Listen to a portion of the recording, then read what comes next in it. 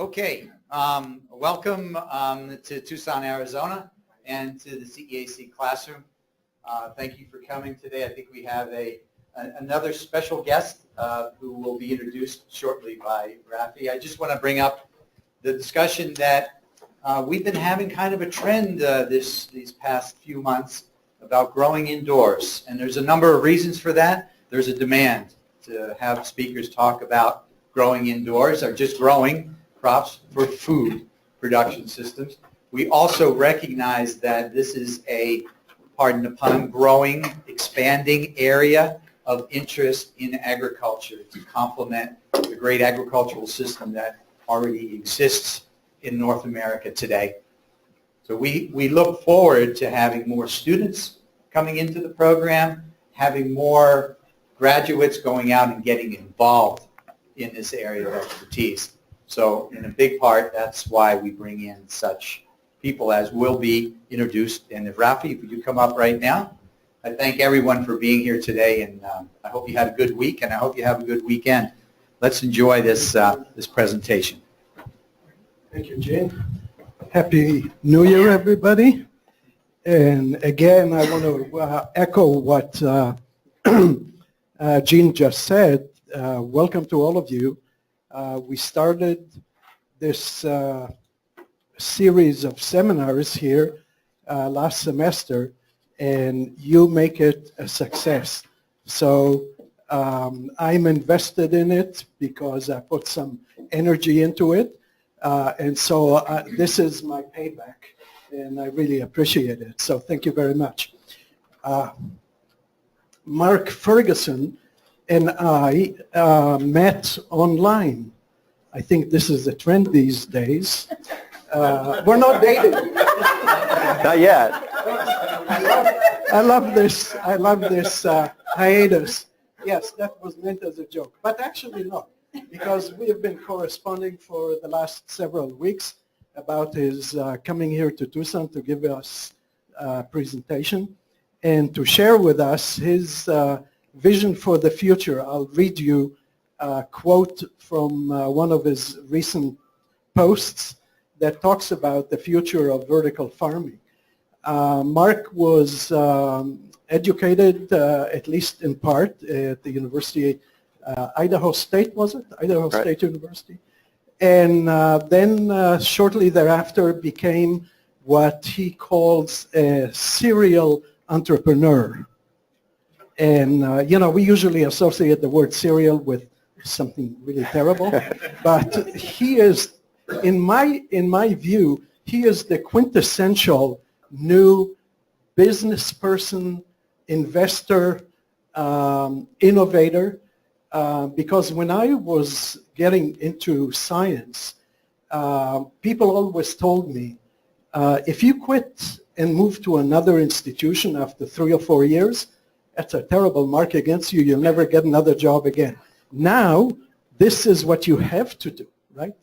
So Marc has been responsible for founding several high-tech companies, for raising funds as an entrepreneur for these companies, and actually even working at the University of Texas in the Office of Technology Commercialization, which is, I resonate with that because I used to work at the Office of Economic Development here for about 5 years. That office has gone away, but the university is still very heavily invested in commercializing research results from faculty. So I want to conclude this because it's taking way too much of your time, Marc, and I just want to quote from him. And he said recently, I believe that as I do now, that vertical farming has extraordinary promise for the future. And that's what he's going to be talking to us about today. So thank you for coming. We look forward to an exciting presentation. Thank you, Rafi. I appreciate it. And the bromance is working. Thank you. Fantastic.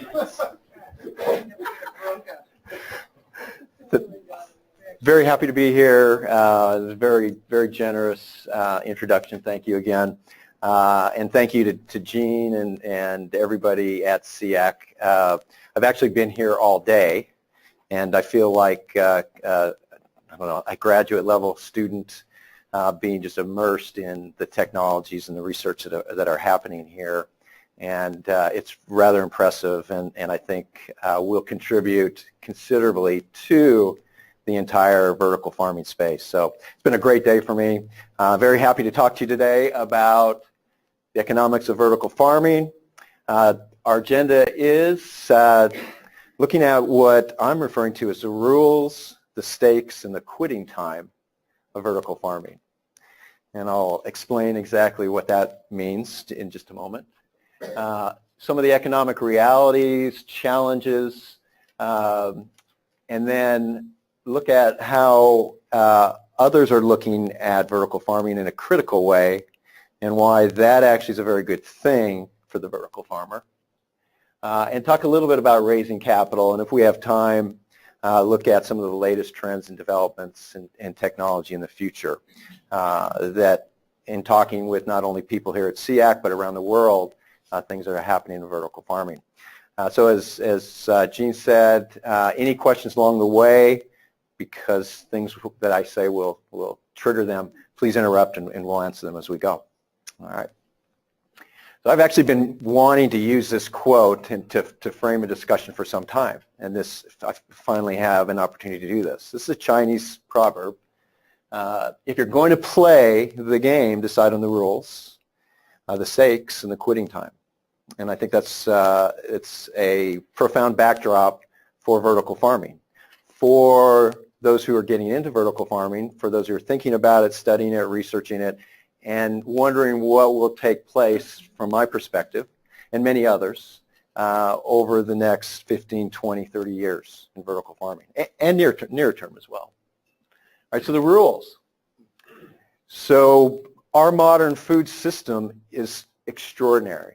It is historically the largest, most complex, most diverse, most anything you want to call it, manufacturing process in history. All right, and I chose the term manufacturing very intentionally. All right, if you look at any manufacturing process, we do the same thing with our food, starting from the produce all the way to the time that it ends up at your table, whoever prepares it.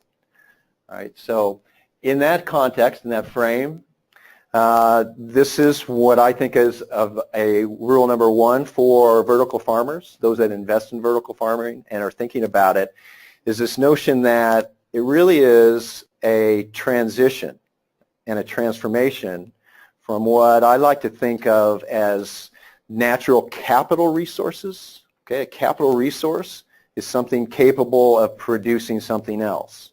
All right, a natural capital resource is land, it's labor, all right, it is water, it's sunlight, it's a stable climate. Those are natural capital resources that are applied to produce our food. All right, that transition then from what we think of as the natural capital resources used to produce our food to industrial capital resources. So everyone here knows a greenhouse, and CEA technology in greenhouses specifically started this long ago, decades ago, right, where now using industrial capital replace soil with hydroponics, to replace the structure of soil with physical structure inside the greenhouse, provide some protection from the environment by a physical structure. Those are all capital, industrial capital resources replacing the natural capital resources. So if you think about that, and then you think about the really hard things to replace, like sunlight. All right, so now you talk about something that's free, and that's certainly a natural capital resource, and you're going to replace that with an industrial. That's a hard thing to do. All right, and it starts to give you an idea of how difficult this transition will be. All right, because replacing the sun is pretty hard. All right, so with that in mind, that's a frame that you need to, that I think people should think about. All right, a vertical farm is a factory, it's not a farm. All right, now to a lot of people, and Merle and I were talking about the, I won't use exactly all the terminology, but some of the sentimentality at which, especially Americans, look at the farming, you know, pastoral, cattle in the background, everything's perfect. kind of the notion of a factory doesn't really fit in that vision of farming. All right? In different cultures, Japan specifically, very comfortable with that perspective. In vertical farming, it's really important to understand that when you're working in an industrialized environment, it really is a factory model. All right? A little bit upsetting to some of the sentimentalities of agriculture, especially here, but it's the appropriate frame, I believe. All right, this is something that I don't believe has begun happening until just recently, and that is you must, as a business, match the scale of your factory, your farm, to the scale of your market. All right, so if you're going to compete with thousands of acres of open field space, you're going to need to come up with very, very large vertical farms. All right, if you're growing a tobacco plant that's used as a host to produce a vaccine, like they did at the Caliber Biotherapeutics plant at Texas A&M, to replace egg hosting, you need a pretty large facility if you're going to really scale to that. So regardless of what your market is, your scale has got to emulate that which current agriculture applies to that particular market. Otherwise, the traditional agriculture will have a cost advantage that you'll never catch up with. Farming is relatively easy. Merle and I talked about the fact that it isn't really easy, but relatively easy compared to product management and distribution. All right, so as coming at it from a business and enterprise perspective, there are really a lot of different challenging things, all right, from the beginning where you are growing, but downstream from that, and that is all of the marketing, sales, and selecting the product that you end up with. So very critical to think about that. And finally, rapid change in vertical farming is inherent. It is going to be the natural state of vertical farming, and that is because of the rapid pace of the changing technology. All right?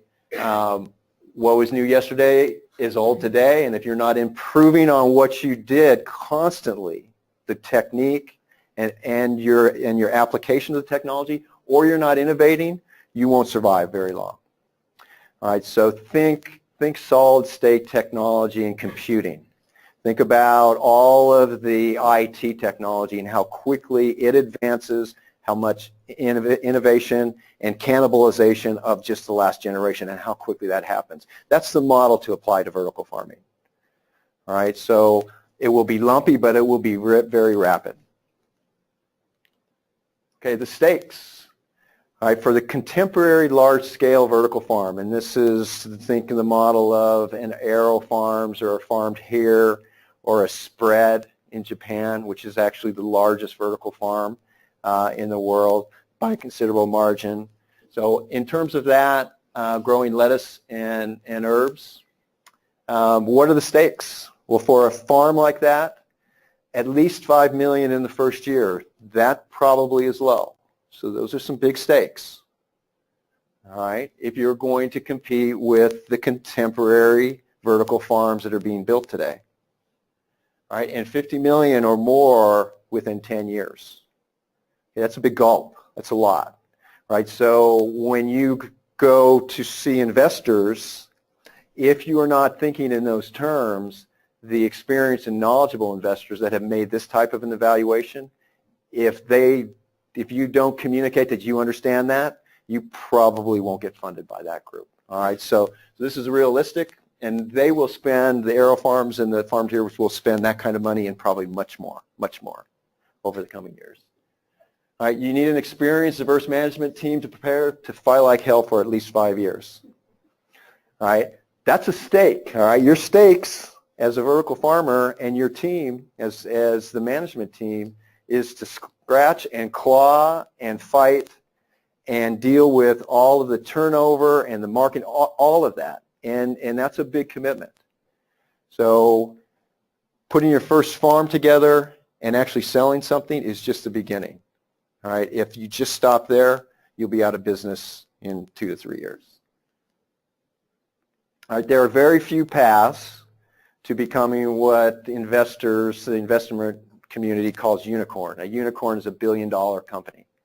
And most of the risk capital investors are looking for those unicorns today. They're very rare. They're very rare, and they almost all come in IT. There are not very many opportunities like that in vertical farming. All right, vertical farming it's a process. It's molecules. It's moving things. It's growing things.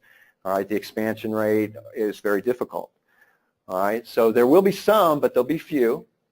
More likely, and I think this is actually a good thing, you'll become a rabbit if you're very successful. And that is an acronym for real, actual business, inventing interesting technology, or in our case, growing techniques. All right, that's a real business. All right, and rabbits can become very big. All right, so the stakes are there isn't that $1 billion pot of gold at the end of that 5 to 10 year period, but there is very real wealth creation opportunity for the business. All right, and probably in a better way, honestly. There are serious market risks where you can lose it all, and the greenhouse sector is your competition. I'm going to explain all of that, especially for our audience here. The greenhouse market and practitioners are very good at what they do, and they won't disappear without a fight. All right, and I'll explain what I mean there as we go. Small secondary or niche market farms can and will thrive for some time, but it's very likely that those farms will be consolidated into larger farms. Okay, so if the business plan is to be in a small niche, specialty niche, that's great. You can be successful at that, but the stakes are likely that you'll be acquired and you won't be operating for 30, 40, or 50 years. All right, the quitting time. This is a bit of a stretch for this, but I think maybe it's interesting. Emerging technology is a 20-year event. I think you can put vertical farming and all the related technologies into the category of not necessarily IT, but certainly hardware-driven, high-tech, things like photovoltaics, LED technology, all of those. And part of it is because vertical farming is much driven by those types of technologies. So it is going to take 20 years for it to mature at least. The winners are likely to be strategic and not opportunistic. All right, and that means that if you find yourself talking to a cruise line and they tell you that they take 20,000 pounds of produce on every ship that leaves port, and your whole business is built around that, you're going to need a lot more luck along the way for that to turn into a long-term business. Strategically, if you're building a business that could support that port at 20,000 pounds for every ship that left, and that just happens to be one of the opportunities that you run into along the way, that will make all the difference in the world, if that distinction's clear. All right, expansion for expansion's sake will backfire as often as it succeeds. These will be some of the early failures, and some of them will be large. And that will be, so a vertical farm, we've figured out the first phase. We may or may not be making much money. All right, but now in an effort to kind of gather market share in different locations, geographies, countries, we're going to continue to expand. We're going to raise a lot of money, and we're just going to continue to expand. Expansion for expansion's sake. First mover, there's a lot of ways to describe it. If the business isn't solid before that expansion starts, it's a very high-risk strategy. All right, and there'll be a lot of learning that we all benefit from as some of those flame-outs occur. And some of them will succeed, all right, and we'll learn from that as well. All right, this is a little bit daunting, frankly, if you are an entrepreneur. When I started my first company, I raised close to $60 million, all right, from people like GE Capital and Deutsche Bank and some really big names. And about 2 years into it, I raised $20 million. And my entire life, I did nothing but raise capital. I would raise capital. 3 months later, I'd start again. All right, so with that in mind, all right, in vertical farming, you're going to completely turn over your capital maybe 3 or 4 times over 20 years. That means everything that you invented, all the money that you put into that farm will be outdated and will be replaced maybe 2 or 3 times in a 20-year period. And you're going to have to capitalize that and deal with all of that innovation and change. And basically the score of the game resets to 0-0. You're starting over, right? So that's a big deal. And then small firms, like I said just a moment ago, should plan for a game that ends in a sale. It's not a bad thing necessarily. All right, there's a lot of very positive things that taking that journey can lead you to. And if the worst thing that happens 10 years from now is you become part of a much larger organization, that's not terrible. That's probably a good thing. Okay, any questions? I brought up some possibly contentious comments there. Any questions at this point? Okay, so based on technology advancing in the 20-year period, would you say it's another 20 years from now, or would you say it's more like another 10 to 15?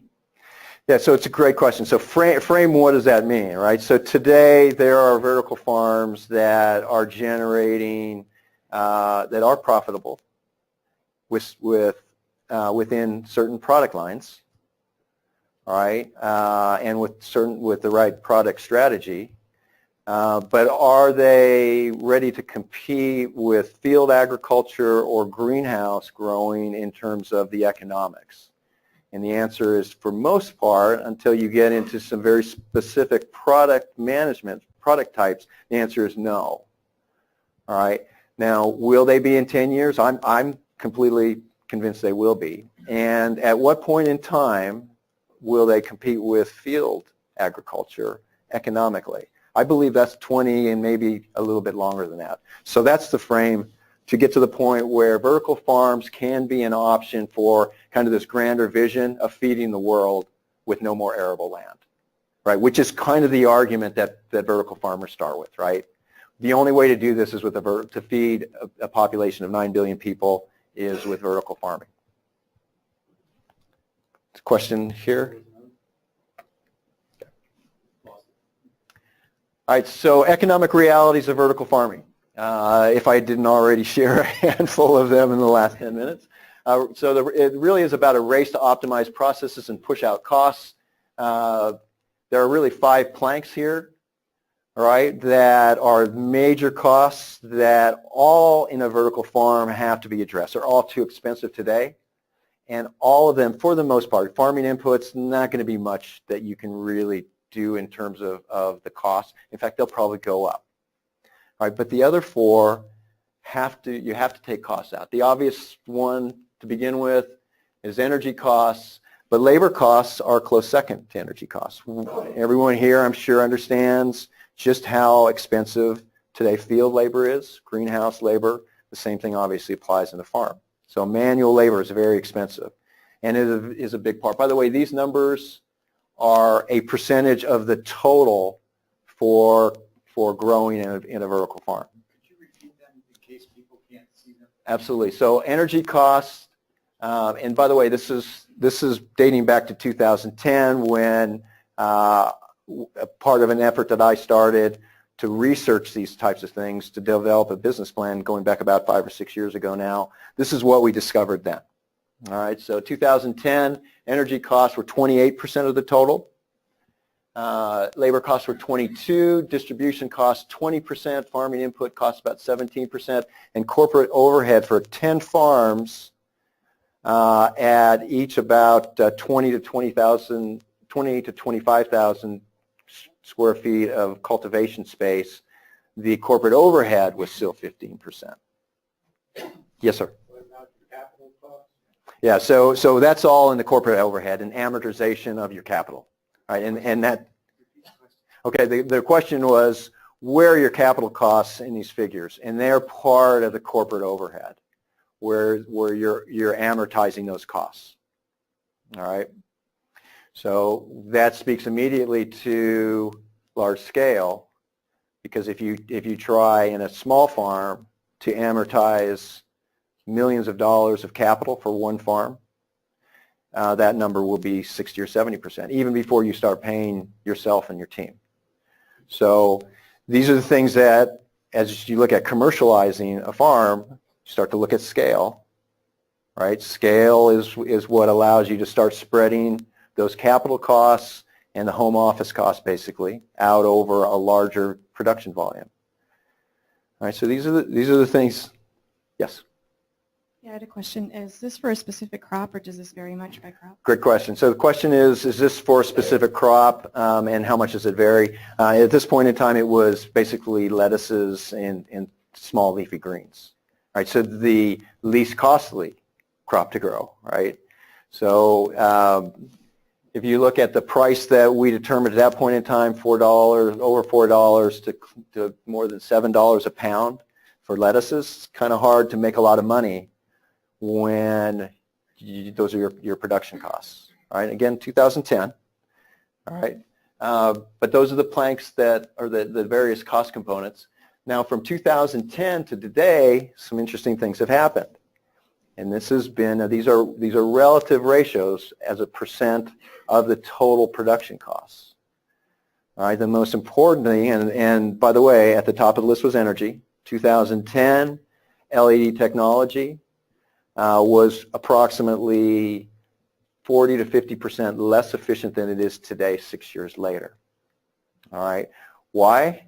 Because solid state technology is rapidly improving, and it is about now maybe 2/3 of what the experts forecast it will achieve by 2020. So we still have a ways to go. Energy costs will continue to come down. All right. Today they've gone from 28 to 15%. That's on a Rex butter lettuce. All right, where just recently we grew with one of our customers lettuces for I think it was $1.35 a pound. Right, that number was over $3 a pound 6 years ago. Right, that gives you a metric for what I said in some of the early slides, that this is a capital-intense business. Right, those LED lights are very expensive. The research to make them better is very expensive. So that capital turnover, right, if you had purchased LEDs in 2010 and it cost you $3 a pound to grow your lettuce, and somebody shows up today with new LEDs that are 4 years newer and they're right next door to you, you will lose the price wars. You will lose that. Right, so when I talk about turning over your capital every 5 years, that's what I'm talking about. All right, so today, $3.10 to $5.25 a pound. All right, you notice that labor as a percentage of the total has gone up now from 22 to 29%. Labor is the next big cost component that needs to come down. All right, how do you take labor costs out? Automation. Automation, okay. All right, so 5 challenges of vertical farming. Winners will solve at least 3 of these, in my opinion. All right, over the next 5, 10, 15, and 20 years. You have got to implement either adaptive or adaptable technology. All right, if the technology that you're buying today, all right, cannot be somehow changed, upgraded, modified to keep pace with the technology changes, all right, then you're going to get trapped in spending a lot of money with technology that you throw away. All right, rack systems, static rack systems with scissor lifts used to put the plants on and take the plants off the shelves. As soon as automation replaces those scissor lifts, all of that rack system will be throwaway if you want to compete. Okay, you're going to need to implement automation, machine intelligence, and robotics. All right, I think we were talking earlier, sometime during the day today, probably several times today, about this very thing, that there is perhaps no better environment or setting than a vertical farm where the plants can be moved, their movement can be automated, and they can be presented to a robot that in a way that just can't happen in the field. Right, so some very interesting things, and I believe there'll be some serious and very, very important developments in robotics and obviously the machine intelligence.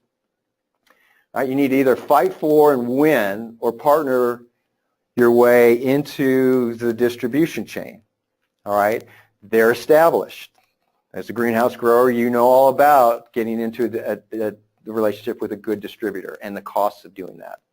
All right, and those intermediaries that are expert at distribution, you're going to have to find a way to either recreate them as a vertical farm or to interrupt and displace somebody else.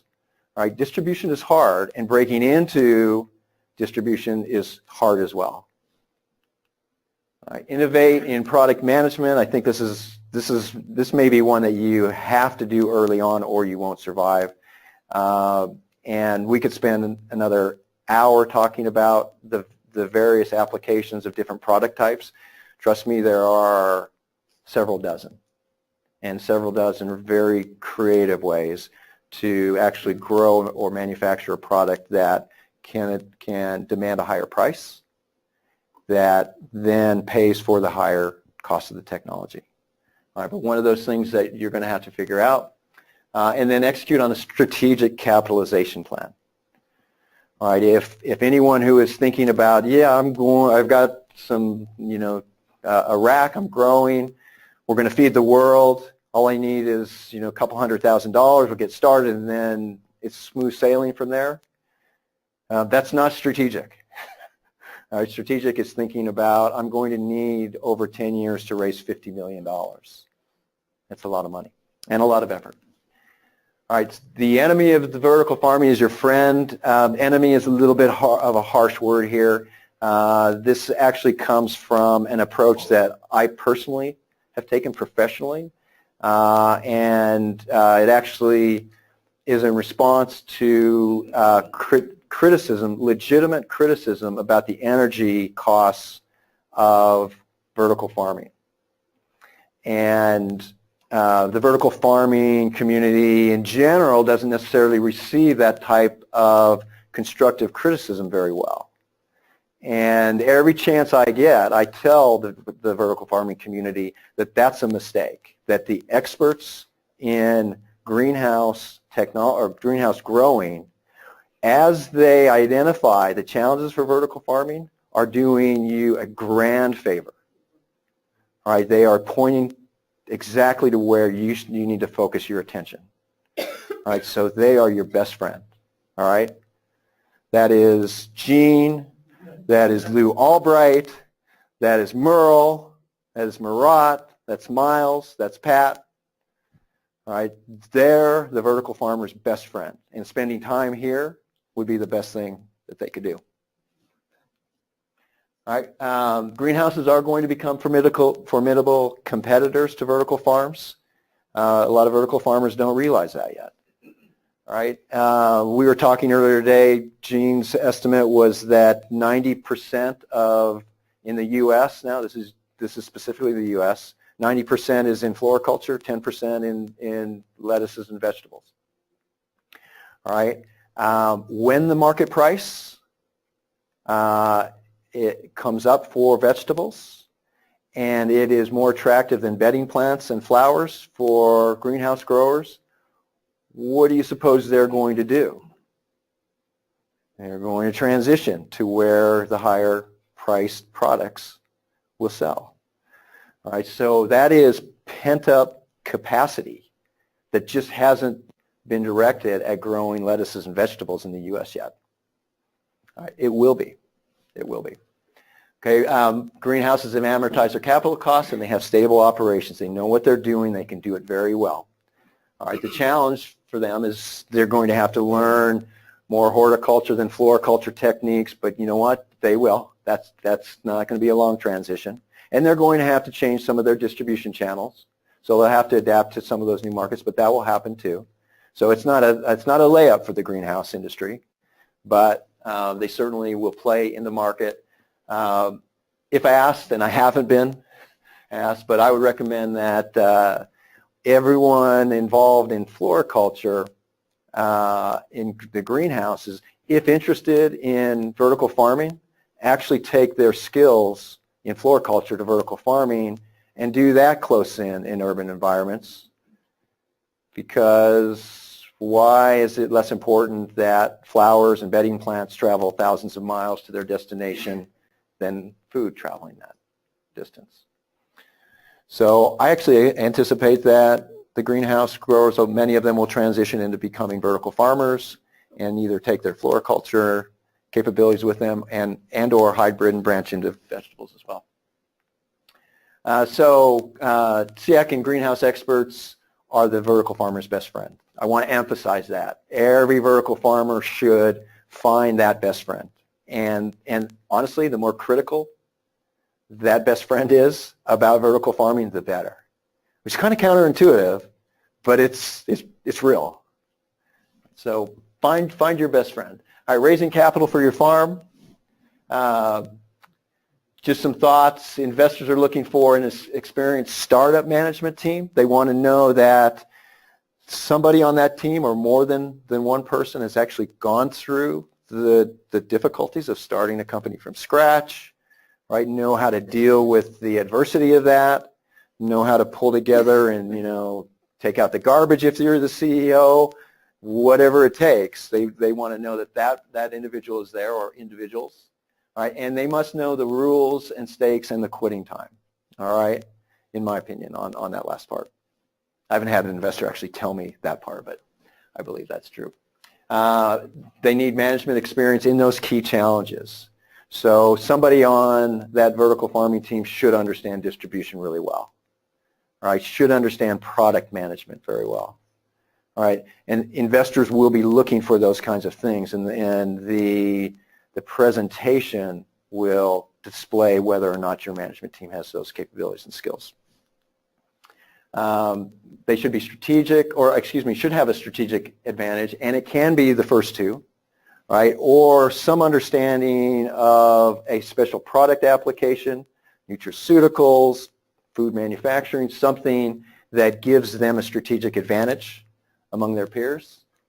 And then a product market or channel differentiation, and that they have at least proved the concept of whatever their differentiator or strategic advantage is.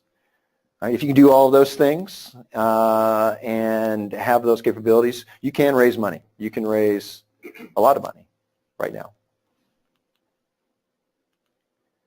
All right, we talked a little bit about that, who should be on the team. All right, I'm going to skip past these so we don't go long. We can talk about these another time. Happy to share our thoughts on that. But now I'd like to take Q&A, please. Okay, questions. Oh, you have online questions already. Rafi, you want to go? Yes.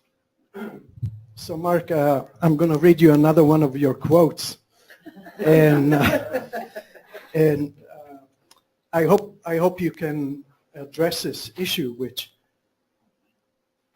I think is an issue that has incredible social ramifications.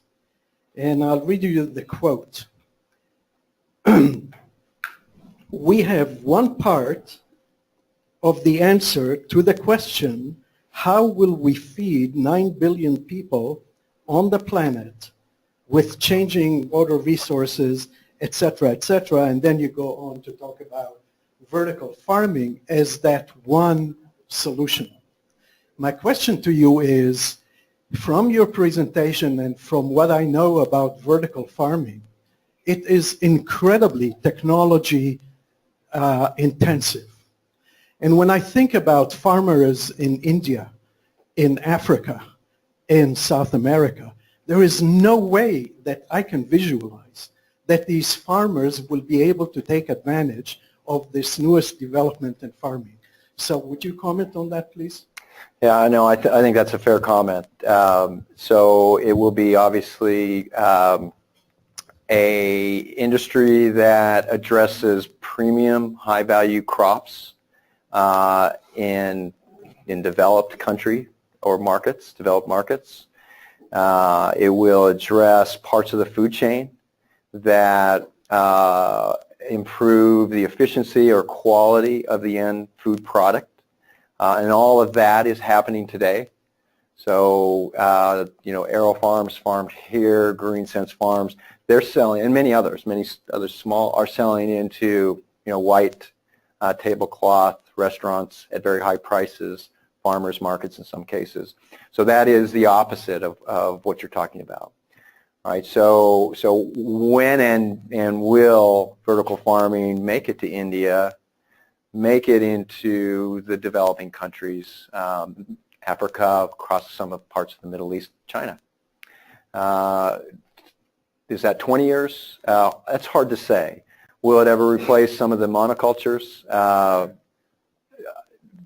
Most people think not, right? So it will not, and monocultures, the grains, really are responsible for feeding most of the planet today. So will vertical farming be the answer everywhere? No, not probably in my lifetime, maybe our lifetime. All right, will it feed a portion or contribute to a large share of the world's food needs in the next 20 years? I'm convinced it will. All right, and those costs now, today, that if a good example is the original mobile phone, wasn't even called a cellular phone at the time. All right, it was this big, and it was a couple $1,000s, and it had no processing capability, and it was terrible, right? And I don't know, is that 20, 25 years ago now? 30. All right, now this has, I think, something like 100,000 times the processing capability of the Apollo missions. All right, so think of this. Now, obviously, it doesn't apply to all of the capital costs in a vertical farm, but an awful lot of them. All right, they will optimize the technology, and those costs will come down as that happens. Yeah, Mark.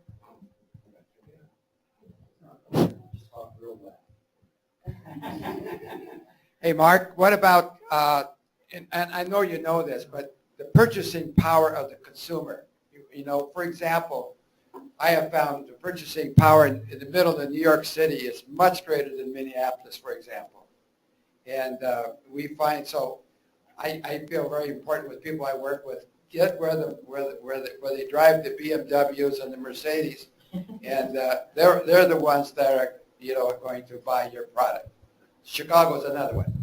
Yeah, I think that's exactly right, and that's kind of a variation of what Rafi was talking about, right? So they are premium markets, certainly early on, and so there is, and this is honestly what I'm about to say is what attracted me to vertical farming to begin with. So we have probably in the U.S. all of the ideal conditions I call externalities. All right, so we are blessed with the most consistent sunshine, especially in the southern tier states. We have one of the most stable climates anywhere on the planet. We have irrigation projects dating back 30, 40, 50 years that provided infrastructure as a public cost. So agriculture has benefited from more than probably any other industry, especially in the U.S., from externalities, the shifting of costs to externalities. And those externalities now are starting to increase in price or in cost. So actually what I think is that especially field agriculture will continue to go up in price. It'll become more costly. Climate change will have an impact on that. We're starting to see that already. I used to say energy prices would have an impact on that, but energy prices have collapsed. But things like labor costs. So we all know that the labor costs for for a lot of the farming of our greens is an incredible advantage as our migrant labor is very low cost. Right, some of those things are going to change as the economies of Mexico and Central America changes, and that labor is not as available. So you're going to see all of these costs go up, and I think the answer is, Merle, is we enjoy an incredibly low cost of our produce here in the U.S. And I know you've been to other places around the world. In Asia, almost without question, produce is twice the price, the retail price it is in the U.S. All right, so we've been in this circumstance in the U.S. where we've got incredibly low cost food for a lot of different reasons, and I think those reasons those causes are starting to change. So at the same time that vertical farming technology is reducing the costs of field agriculture are going to go up. I was wondering if you could comment on. No, it's on.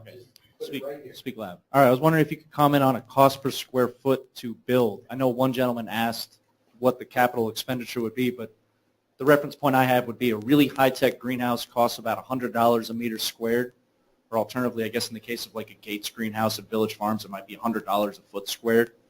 Can you relate to that? Yeah, it's at least an order of magnitude on that, right? Higher. Yeah.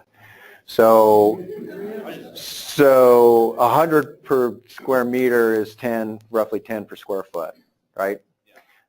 So an order of magnitude of 10 is obviously 100. That's the cost of your LED lighting.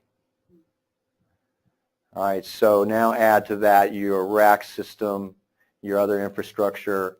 You're looking at something that is now going to be somewhere in the mid 200s or above, depending on the thoughtfulness in which those other technologies are developed, designed, and obviously, the cost of those raw materials.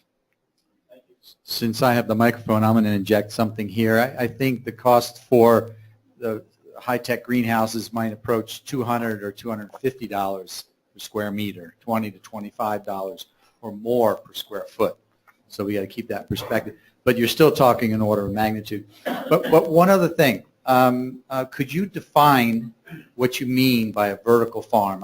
I know people who say that they buy these stacker systems for their backyard and they say they're vertical farmers. I don't think that's what you're talking about. No. Maybe we should have started with that definition.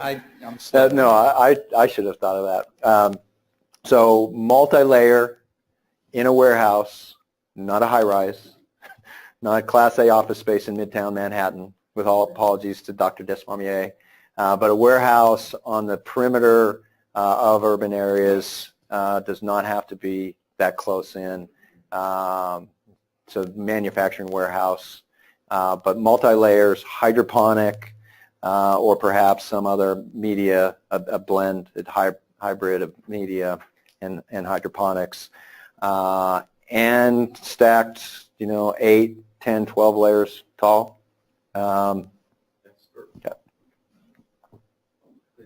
When we were at Las Vegas, at the indoor ag conference that I thought we'd be talking about lettuce and herbs, pretty much everybody there wanted to grow cannabis, which I kind of got a kick out of. They were talking about incredible returns per square foot.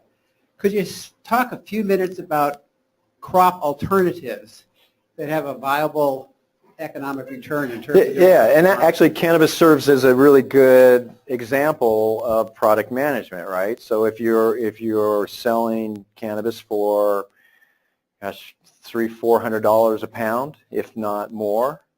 Yeah, Miles says much more than that. I don't know. I'll have to take Miles' word for it. No names.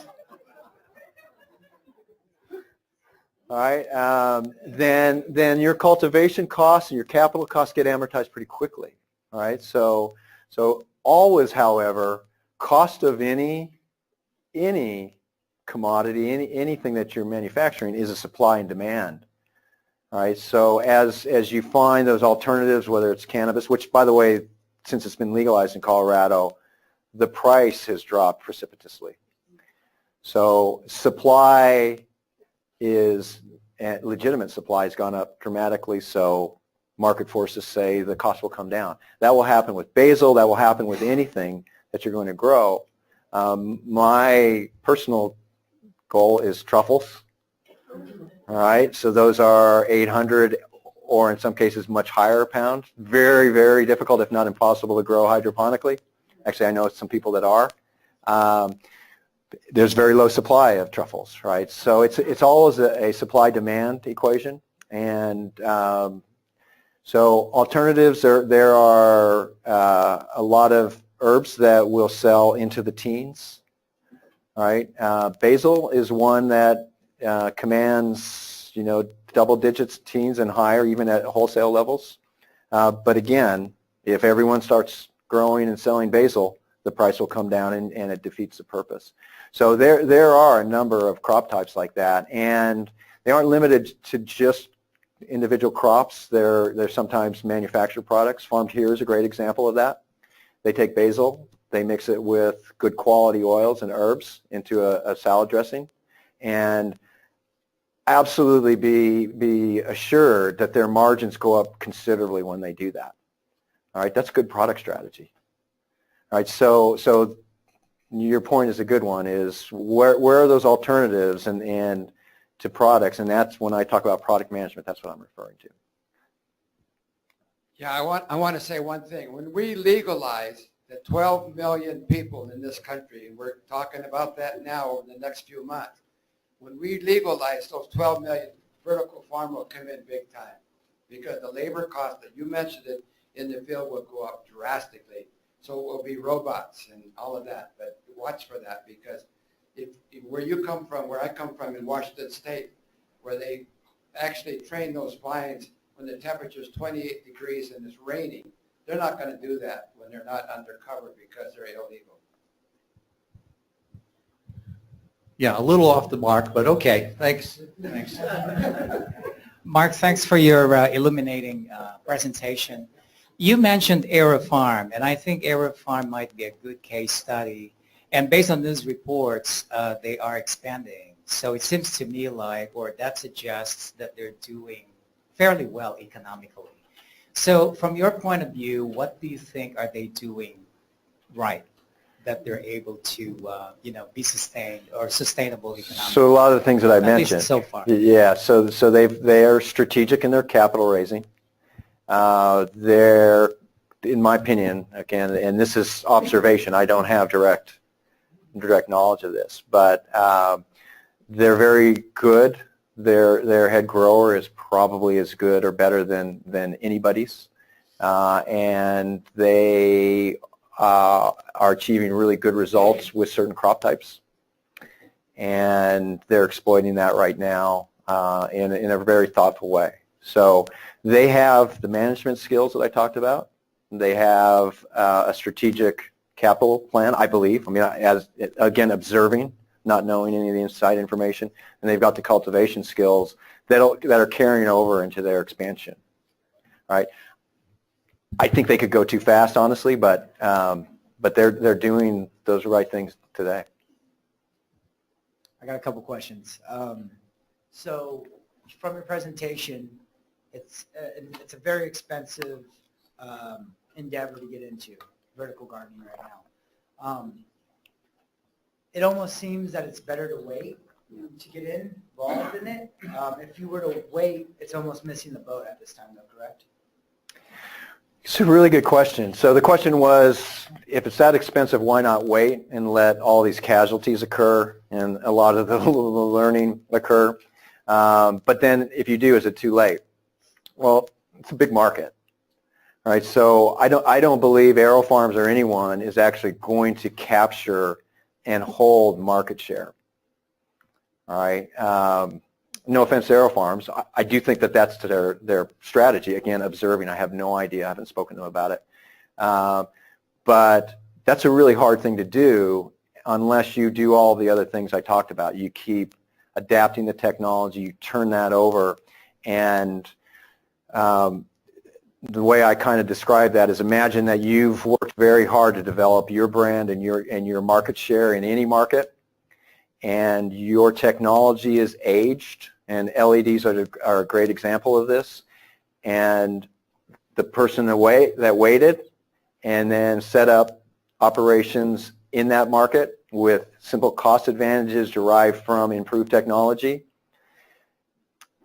I don't know of any buyer of produce at the retail wholesale level that, looking at the same quality crop of produce for less money, has any allegiance to that brand to pay more money for it. It just doesn't happen that way.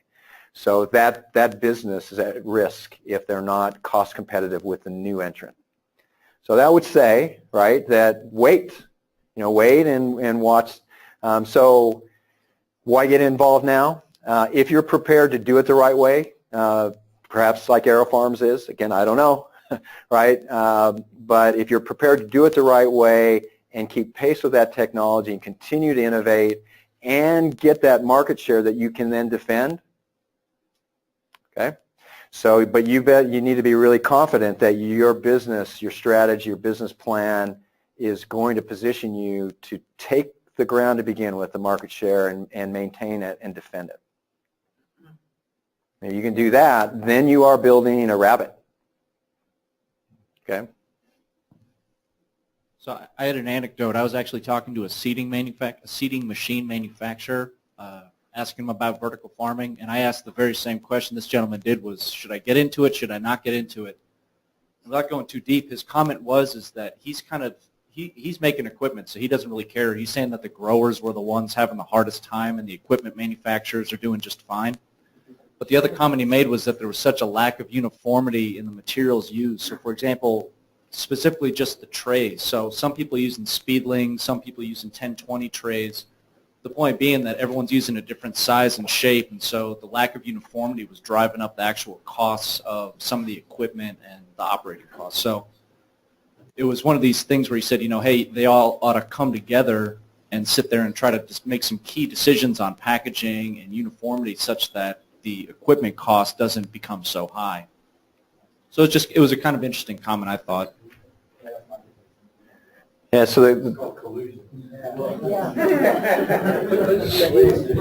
Sorry. The idea was to sit there, and it's not collusion, because it's like sitting there and saying, is it collusion if Pepsi, Coke, Mountain Dew, and all these guys agree on the same can size? That's not collusion. That's just them sitting there saying, hey, we want to have uniformity amongst our products so that the canning machine people can sit. There's no one saying that they can't use other products. It's just saying, hey, for the sake of cost, this might make sense for us all to agree to use this one type of tray, not saying you have to use that tray. Okay, so the question and comments were about if there are industry standards that, again, aren't anti-competitive in any way, does that drive out costs? There's no doubt about that. There's no question. No one can challenge that. So what's a bit frustrating is I watch entrepreneurs who have convinced either themselves or their investors that they've got a clever rack design that's unique and somehow it's a competitive advantage and it's just a rack. And it causes what you described, Miles, as different tray size and all of that. That is a barrier. All of that type of thinking and strategy is a barrier to taking costs out of the system. And only when the industry starts to consolidate and agree on those standards that are basically best practices, are you really going to drive a lot of the materials and manufacturing costs out. It's an excellent point. Like Southwest Airlines. They don't use the latest and greatest. They use what's available and readily they can get off the shelves as opposed to the latest 797 something.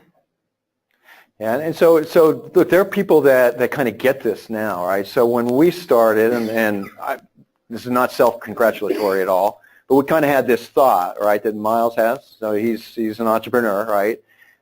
This goes back 5 years ago. Literally, we looked at what is the predecessor technology.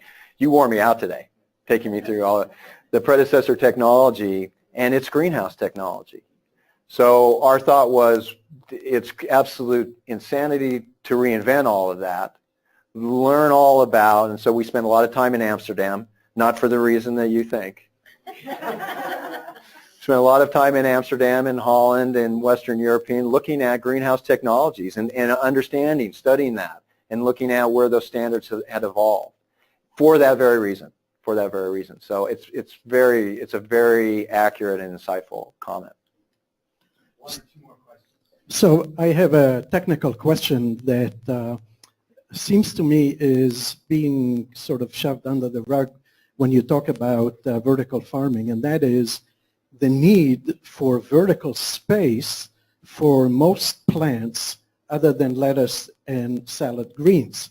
So do you foresee a collaboration between plant geneticists who might develop new tomato plants, new pepper plants, et cetera, that are dwarf plants that would not require such high vertical space, and you as an entrepreneur, are you beginning to think about raising funds for this kind of research?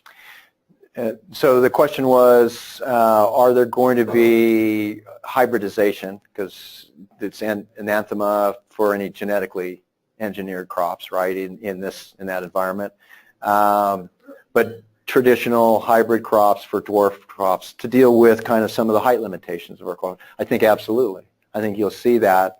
There are obviously some of those hybrids are not as productive, right? So I think when you get to the point where you're kind of self-defeating and pursuing a dwarf that ends up being not as productive, as opposed to maybe changing the construction and the orientation of the vertical farm. So, thinking about lighting vine crops on a different plane, right? Not on this plane, but maybe a vertical plane. Right, so some of those types of things where, again, creating an environment for the crop that mimics its natural environment will be more beneficial than to try to adapt new crops to that environment, if that makes sense.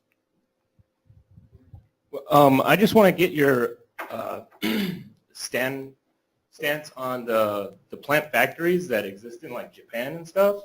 Are they on is that a stepping stone towards the vertical farms, or is it more the greenhouse technology? Yeah, great question. So the Japanese vertical farms, where are they kind of on this spectrum, and are they, I guess succeeding? I'm kind of interpreting a little bit here. Where are they on that path? Probably coming now more common knowledge that vertical farming really began in Japan a little over a decade or so ago. And has been perfected. They actually used linear fluorescence, now transitioning out of that for some of the obvious reasons. Interestingly, they were, through companies like Mitsubishi, Panasonic, and LG, they also were the first to start thinking about scaling up, and it was the chip fab plants that understood the plant factories in Japan to be not dissimilar from their semiconductor factories, and started converting semiconductor factories and the environmental controls there into vertical farms. And that was really the first large-scale industrialization process. And that started happening about 3.5, 4 years ago. Right? Now you're seeing that same thing happen in the U.S. So that part of the Japanese vertical farming industry, I think, is right on. Those, like some others that are kind of still stuck in the smaller scale, are maybe struggling. I've heard some rumors that there may be some struggles there. I don't know that for a fact. But there are I think at this count I've heard Dr. Kozai talk about maybe as many as 350 vertical farms in Japan operating, mostly small scale. An interesting thing with Fukushima was that that particular part of Japan was its primary agricultural area. Right, so in an interesting way, that catastrophe kind of breathed some new life into the idea of vertical farming, where now that soil is contaminated, probably will be for a very long time, and so they're going to have to find other ways to grow to replace that production. So I'm a big fan of what the Japanese have done, their innovation early on, and they were in a position, right, island country, imported most of their their produce, decreasing arable land, high prices. That was a good environment for vertical farming to get its start, and they've done incredible things there. I would like to provide you a question from the internet, and it has to do with hybridization of growing systems. You've been tried and true vertical farm. You know, it's that or nothing. You know, my way or the highway here. They're suggesting that. Could you speak to, or do you have something to say about the fact that the competition might outcompete vertical farms? The greenhouse competition? The greenhouse. Yeah. Having the greenhouses at the periphery of the highly urbanized area and have minimal transport, but still some. Can you speak to that a little bit? Yes. I think that may be occurring right now in some instances. And I think it's certainly possible. If not only possible, it's happening. So it's going to continue to. And so only where there's enough, capacity or overhead in terms of demand in a market where they can coexist, right? Where the greenhouses will be happy to take that higher price, but the moment that there's any price pressures where they need to compete, the greenhouses will be able to grow, I think, on that peri-urban environment at a lower cost. Hell, Miles, I don't know if I dare talk about his cost per head of lettuce. It's extraordinary. So it can be done. It can be done. Okay, we're Am I allowed to say hell on a webinar? we have a 7-second delay, but that's Okay, very good. we just don't use it. We have it. I guess if I could say bromance and talk about cannabis, hell's probably not that bad. Yeah, it's no problem. We're getting very late here. You've been going a long time. We thank you for that. Is there any last dying question that someone has to have? If not, you can stay around here and talk directly to Mark along the way. There's one question about the financing. Yeah, and okay. capital. You got to speak it. So are they looking for quick in and out? What's their time? Like I did the venture capital route, and they wanted in and out in 3 years. Yeah, So who's investing $50 million, and what's their exit strategy? Yeah, no, that's a really very good question. So the question is really what's the investor strategy? And I have over the years heard some of the most silly, that's the most pleasant conversations from investors about vertical farming and agriculture overall. It's a space that they didn't understand for the most part, other than the specialists, until 5 or 6 years ago. They've improved a lot since then. I know a number of them that really get it, and mostly they get it because farming is a cash business. It's an income business. It is not a unicorn in 5 years business. Most of the equity capital is interested in that. So they're IT and biotech, and so they've just got a different mission. If you go to those guys, if you should immediately either know it before you go or learn it early on, that if they're looking for a quick exit or an IPO within, that's just not very realistic. So investors should be looking at it as farming is a income producing business, and other than some of the technology plays or some other areas that are very rare, very hard to do, there's just not that big exit strategy payoff. Great, thanks. Yeah. All right. I think a good question to end on. I want to thank Mark for your time and energy and your responses to our questions and your presentation. Let's thank him and say good night. Thank you.